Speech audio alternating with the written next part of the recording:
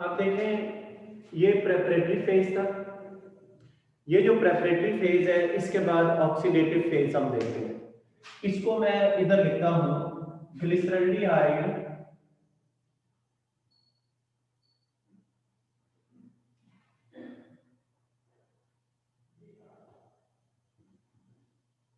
Glyceraldehyde 3-फास्फेट,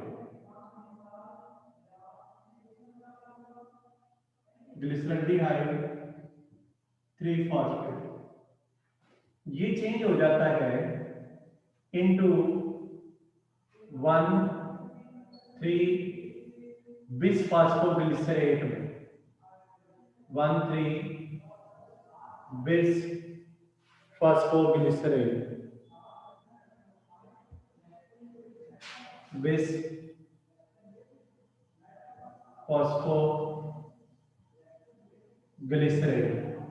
ये change हो जाता है इनटू। सर जहाँ पे प्रेपरेटरी फेज खत्म हुआ था वहीं से शुरू हुआ है? जी वहां से शुरू होता है आगे, ये ऑक्सीडेटिव फेज है। प्रेपरेटरी फेज यहाँ तक खत्म हो जाता है, इसके बाद ये ऑक्सीडेटिव फेज स्टार्ट हो जाता है। 3-फास्फोग्लिसरेट, 3-फास्फोग्लिसरेट into 2-फास्फोग्लिसरेट, this changes into phosphoenol phosphate, phosphoenol pyruvate,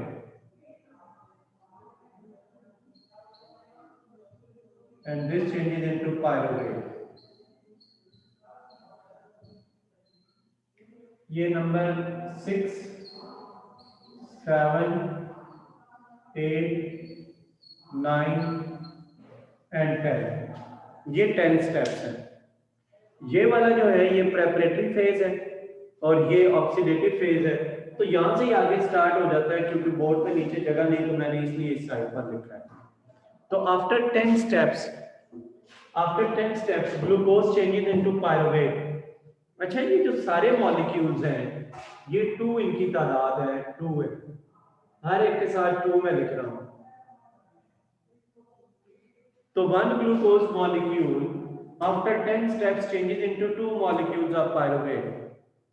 अब ये जो फेज है ये हम देखते हैं 6 स्टेप से ऑनवर्ड देखते हैं।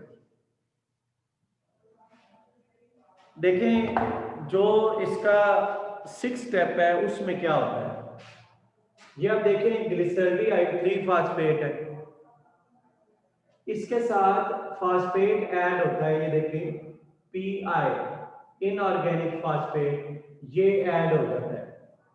तो क्योंकि ये 2 मॉलिक्यूल्स हैं तो 2 इनऑर्गेनिक फास्फेट ऐड होंगे। तो एडिशन ऑफ फास्फेट को कहते हैं फास्फोराइलेशन। एडिशन ऑफ फास्फेट को क्या कहते हैं? फास्फोराइलेशन। फिर क्या होता है 2NAD पॉजिटिव, ये कोएंजाइम है। NAD पॉजिटिव क्या है? कोएंजाइम है। तो ये चेंज हो जाता है इनटू 2NADH, H भी लिखते हैं या इसको H+ भी लिखते हैं। तो ये जो हाइड्रोजन है ये किससे रिमूव हुए हैं? किससे हाइड्रोजन रिमूव हुए हैं? ये देखें ग्लिसरल्डिहाइड से 2 हाइड्रोजन ये वाले रिमूव हुए, 105 हाइड्रोजन नहीं थे, ये दोनों हाइड्रोजन ग्लिसरल्डिहाइड से रिमूव हुए हैं और ये हाइड्रोजन इसने गेन किए हैं, इससे हाइड्रोजन का लॉस हुआ है। तो लॉस ऑफ हाइड्रोजन को कहते हैं ऑक्सीडेशन, ऑक्सीडेशन, या इसे कहते हैं dehydrogenation. Dehydrogenation, removal of hydrogen, इससे हाइड्रोजन रिमूव हुए। सर ये फिर बताते हैं ना डी वाला। ये बेटा ऐसे हुआ कि ग्लिसरल्डिहाइड 3-फास्फेट था, ग्लिसरल्डिहाइड 3-फास्फेट जो है, इस ग्लिसरल्डिहाइड में से 2 हाइड्रोजन रिमूव हो गए और वो 2 हाइड्रोजन इसके साथ कंबाइन हो गए और NAD इसमें चेंज हो गया, NADH में चेंज हो गया, ये इसने हाइड्रोजन गेन किए। ग्लिसरल्डिहाइड से हाइड्रोजन लॉस हुए हैं, तो लॉस ऑफ हाइड्रोजन को क्या कहते हैं? ऑक्सीडेशन, या क्या कहते हैं? डिहाइड्रोजिनेशन। और इससे जो हाइड्रोजन लॉस हुए हैं वो इसने गेन कर लिए, और साथ इसमें इनऑर्गेनिक फास्फेट भी ऐड हो गया है और ये चेंज हो गया। ये पहले एल्डिहाइड था, इसकी ऑक्सीडेशन हुई, इसमें से हाइड्रोजन निकले तो ये ग्लिसरेट एसिड बन गया, ग्लिसरिक एसिड बन गया। और पहले इसमें कितने फास्फेट हैं? पहले इसमें 1 फास्फेट है जो कार्बन नंबर 3 पे है, इस तरह है, ये देखें, ये इस तरह है, यू कर 1 2 3 ये फास्फेट, ये सिचुएशन है। देखिए इसका नाम है ग्लिसरल्डिहाइड 3 फास्फेट। 3 का क्या मतलब है कि जो फास्फेट है वो कार्बन नंबर 3 के साथ अटैच है। फास्फेट किस कार्बन के साथ अटैच है? कार्बन नंबर 3 के साथ अटैच है।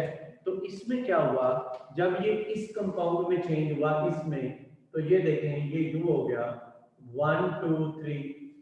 अब ये जो है ये फास्फेट तो कार्बन नंबर 3 के साथ है, ये देखें ये फास्फेट तो यहाँ पर है, ये जो फास्फेट आया है ये कार्बन नंबर 1 के साथ अटैच हो गया, तो इसका नाम है, ये देखें 1 3 बिस फास्फो, ये है 1 3 बिस फास्फो, 2 फास्फेट है, एक कार्बन नंबर 1 पे एक कार्बन नंबर 3 पे, और कंपाउंड का नाम है ग्लिसरेट या ग्लिसरिक एसिड। ये नंबर 6 स्टेप में आपने आपको एक्सप्लेन किया। नंबर 7 स्टेप देखें, नंबर 7 स्टेप में क्या होता है? देखिए नंबर 7 स्टेप में यू हो गया ऐसे 1 2 3 1 2 3 और ये इसमें चेंज हो गया। देखें ये था 3 1 3 बिस फास्फोग्लिसरेट, ये चेंज हो गया 3 फास्फोग्लिसरेट में, कार्बन नंबर 1 वाला फास्फेट यहां से रिमूव हो गया, और जो कार्बन नंबर 1 वाला फास्फेट रिमूव हुआ है वो एडीपी को ट्रांसफर हो गया। तो एडीपी जो है उससे क्या चीज बन गई? एटीपी बन गई। तो ये जो नंबर 7 स्टेप है ये है फास्फोराइलेशन। फास्फोराइलेशन हुई, ट्रांसफर ऑफ फास्फेट हुआ, इससे फास्फेट ट्रांसफर होकर किसको मिल गया? एडीपी को मिल गया। तो इससे फास्फोराइलेशन एटीपी बनी है। इस तरह एटीपी की फॉर्मेशन को कहते हैं substrate level phosphorylation. Substrate level phosphorylation. Substrate level phosphorylation का मतलब है formation of ATP directly controlled by enzyme. Formation of ATP directly controlled by enzyme, enzyme direct control कर रहा है, और इस सबस्ट्रेट से फास्फेट एडीपी को मिला है। सबस्ट्रेट लेवल का मतलब है ये जो सबस्ट्रेट है इससे फास्फेट एटीपी को मिला है तो एटीपी बनी। नंबर 8 स्टेप में देखें, इसको देखें, ये 3 फास्फोग्लिसरेट है, यही मॉलिक्यूल यू करके हो गया है, ये देखें 1 2 3, तो ये फास्फेट 3 की बजाय ये कहां पर आ गया? 2 पे, इसका नाम है 3 फास्फोग्लिसरेट, तो इसका नाम क्या होगा? 2 फास्फोग्लिसरेट। ये नंबर 8 स्टेप। नंबर 8 स्टेप है isomerisation. Isomerisation, one isomer changes into another isomer. इसमें और इसमें क्या डिफरेंस है? इसमें और इसमें ये डिफरेंस है कि फास्फेट कार्बन नंबर 3 पे है, इसमें फास्फेट कार्बन नंबर 2 पे है, बस इतना डिफरेंस है, मॉलिक्यूलर फार्मूला सेम है। फिर यहाँ पर वाटर जो है वो रिमूव हुआ। जब वाटर रिमूव हुआ तो वाटर के रिमूवल को कहते हैं डिहाइड्रेशन। वाटर के रिमूवल को क्या कहते हैं? डिहाइड्रेशन। वाटर रिमूव हुआ तो फास्फोइनोल पायरुवेट बना। फास्फोइनोल पायरुवेट के साथ 2 ADP और ये चेंज हो गए इनटू 2 ATP। तो यहाँ पर भी क्या हुआ है, फास्फोइनोल पायरुवेट में से फास्फेट निकला, ADP के साथ मिला, ATP बन गई, तो ये पायरुवेट बन गया। तो नंबर 10 स्टेप क्या है? फास्फोराइलेशन। फास्फोराइलेशन, और ये सबस्ट्रेट है, इससे फास्फेट इसको मिला है, तो ये कौन सी एटीपी की फॉर्मेशन है? Substrate level phosphorylation. Substrate level phosphorylation. Sir ये वाली बात रिपीट करना। कौन सी बेटा? ये सर ये सबस्ट्रेट लेवल वाली, ये वाली substrate level phosphorylation. Substrate level phosphorylation का मतलब है, ये देखें, फास्फोराइलेशन का मतलब है transfer of phosphate group. ADP इससे फास्फोइनोल पायरुवेट से फास्फेट एडीपी को मिला तो एटीपी बन गई, क्योंकि ये सबस्ट्रेट है, इससे फास्फेट ट्रांसफर हुआ है, इसलिए सबस्ट्रेट लेवल फास्फोराइलेशन कहते हैं। This is directly controlled by enzyme. तो ये है ऑक्सीडेटिव फेज। ये कौन सा फेज है? Oxidative phase. तो ऑक्सीडेटिव फेज में क्या होता है, ये देखें, ऑक्सीडेटिव फेज में हमने क्या बताना है? ऑक्सीडेटिव फेज, ऑक्सीडेटिव फेज में ये बताना है, ये देखें, इस फेज में 2 molecule of glyceraldehyde 3 phosphate changes into 2 molecule of phosphate pyruvate, यानी ये इसके 2 मॉलिक्यूल इसके 2 मॉलिक्यूल में चेंज हो जाते हैं। इसके दौरान कितने एटीपी बनते हैं? ये देखें, इसके दौरान 2 एटीपी यहाँ बनते हैं और 2 एटीपी यहाँ बनते हैं। तो इसके दौरान कितने एटीपी बनते हैं?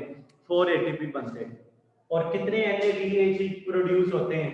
2 NADH प्रोड्यूस होते हैं इस फेज के दौरान, ये बताना। ये पे ऑफ है। पे ऑफ का मतलब है इसमें फायदा हो रहा है, इसमें जो है वो प्रॉफिट हो रहा है। 4 एटीपी बन रहे हैं और 2 NADH बन रहे हैं। लेकिन ओवरऑल देखा जाए तो ग्लाइकोलिसिस के दौरान, ओवरऑल ग्लाइकोलिसिस देखा जाए तो ग्लाइकोलिसिस में क्या होता है? ग्लाइकोलिसिस में 1 ग्लूकोज मॉलिक्यूल ये चेंज हो जाता है इनटू 2 मॉलिक्यूल ऑफ पायरुवेट। इस प्रोसेस के दौरान 4 एटीपी प्रोड्यूस होते हैं, कितने प्रोड्यूस होते हैं, और 2 एटीपी यूज हो गए थे। तो इसका मतलब है कि ये नेट प्रोडक्शन एटीपी की है, एटीपी की नेट प्रोडक्शन है, ये वाली है, 2 एटीपी नेट प्रोड्यूस होते हैं। और इसके अलावा 2 NADH भी प्रोड्यूस होते हैं। ये ग्लाइकोलाइसिस के दौरान ये याद रखना है, ये 2 चीजें प्रोड्यूस होती हैं ग्लाइकोलाइसिस। मैं एक बार फिर ये बात आपको समझा देता हूँ।